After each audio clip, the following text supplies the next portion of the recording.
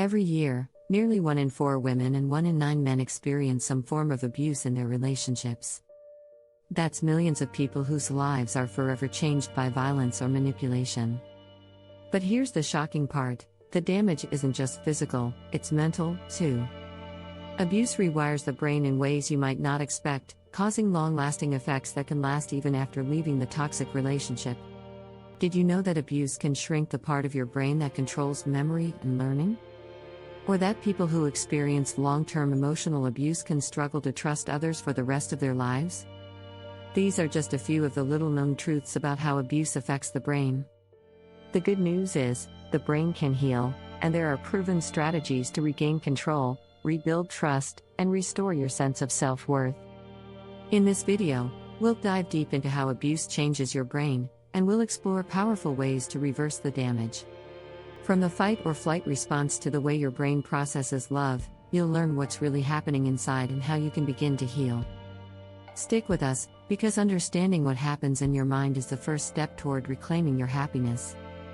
Chapter 1: The Silent Poison: How Abuse Rewires Your Brain Chemistry. Abuse doesn't just hurt your heart, it also deeply affects your brain.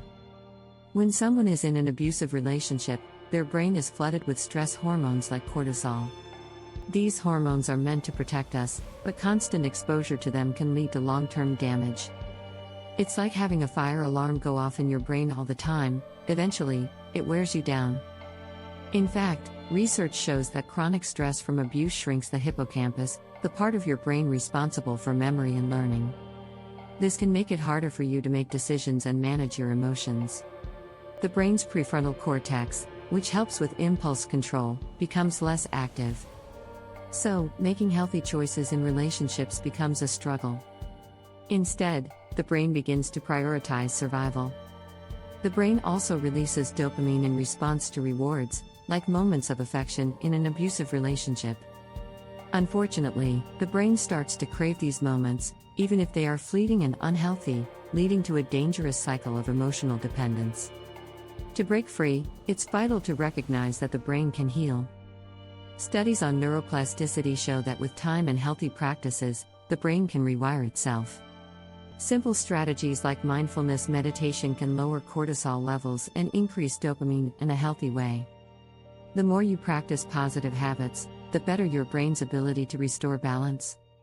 One helpful strategy is grounding exercises, focusing on your 5 senses to calm the mind. This can interrupt the stress cycle and refocus your brain. Another method is to engage in positive social connections that encourage healthy behavior. Healthy relationships with supportive people help restore a sense of safety and stability in your brain. Ultimately, healing takes time, but it's possible. Overcoming the chemical imbalances caused by abuse is the first step toward emotional freedom. So, be patient with yourself. The brain can recover from abuse, and every small step forward is part of that healing process.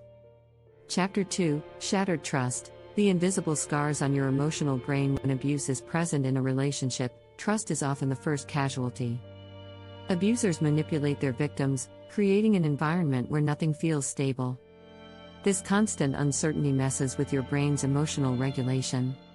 The part of your brain responsible for trust, the amygdala, becomes overstimulated in toxic situations. This creates a heightened sense of fear and suspicion, even after leaving the abusive environment. After experiencing trauma, many people struggle to trust others. A study by the National Institute of Mental Health found that individuals with PTSD, often a result of abuse, have difficulty forming secure attachments.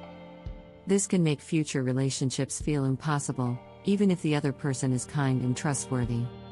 It's important to recognize that these emotional scars don't define who you are, they are simply a result of your brain's protective response. To rebuild trust, start by trusting yourself again. This may sound simple, but self-trust is the foundation of healthy relationships. A powerful way to begin this process is through journaling. Writing down your thoughts helps you better understand your emotions and gives you space to process them without judgment. It's also crucial to set clear boundaries. Learning to say no is an essential skill in rebuilding trust with others, as well as with yourself. Additionally, therapy can be a key tool in healing. Cognitive behavioral therapy, CBT, has been proven effective in helping people rewrite negative thought patterns caused by abuse. Therapy also helps you address the trauma stored in your brain, allowing you to process and release it. As trust in yourself and others slowly builds, you begin to understand that not every relationship will repeat the patterns of abuse. It's important to be patient with yourself. Healing from the emotional wounds of abuse is a gradual process, but with self-care and professional support, you can learn to trust again. If you're finding this video helpful, make sure to hit that subscribe button for more strategies on healing and self-growth. Chapter 3: Shattered Trust. The invisible scars on your emotional brain. The emotional impact of abuse goes beyond broken hearts and damaged relationships, it also deeply affects your sense of self-worth. Abuse often causes people to feel worthless or unlovable. This stems from the brain's response to prolonged emotional pain, which results in a distorted self-image. Research shows that the brain has a negativity bias, meaning it is more likely to remember negative experiences than positive ones. This bias can make abuse victims feel as though they are undeserving of love.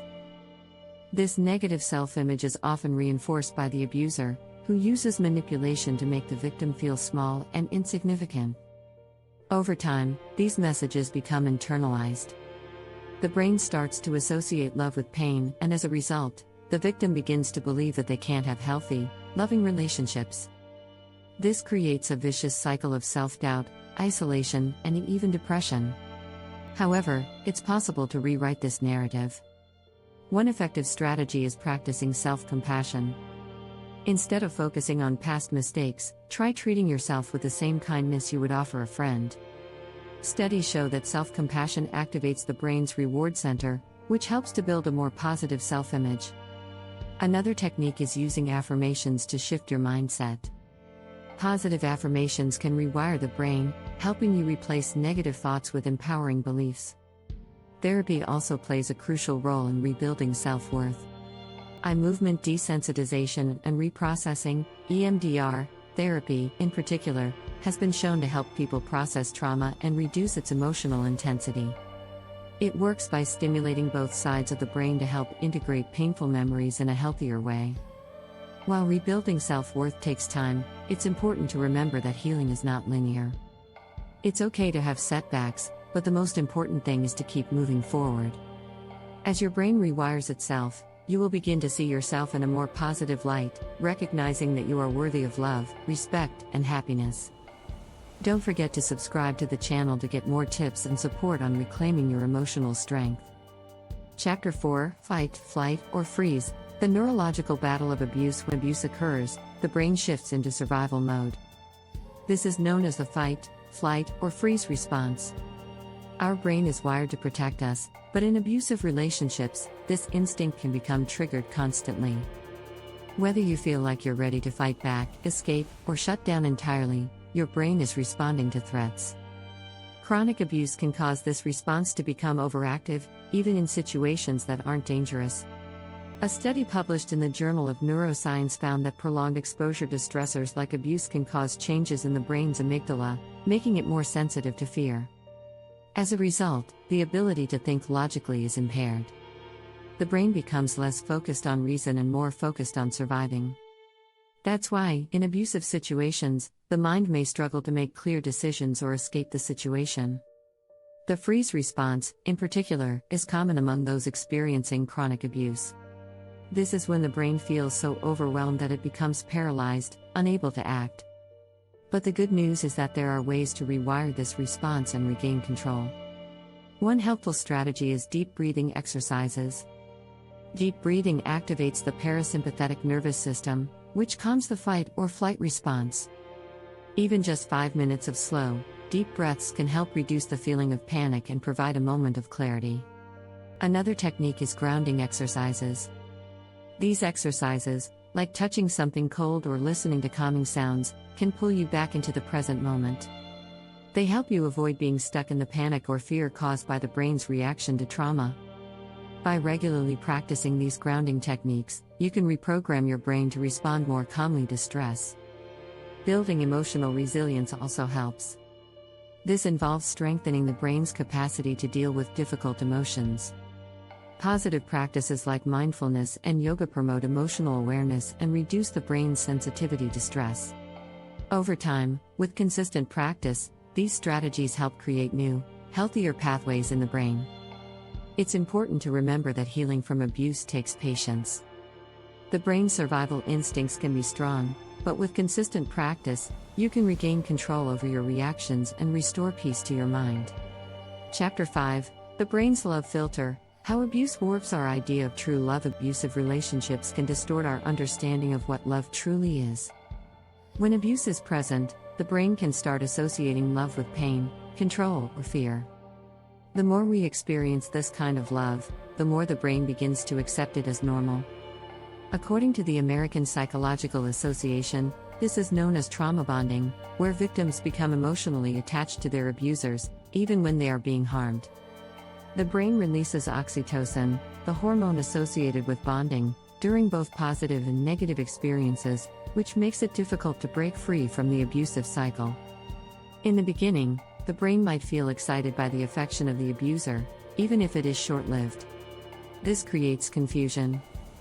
The brain begins to crave these moments of love despite the pain they may cause.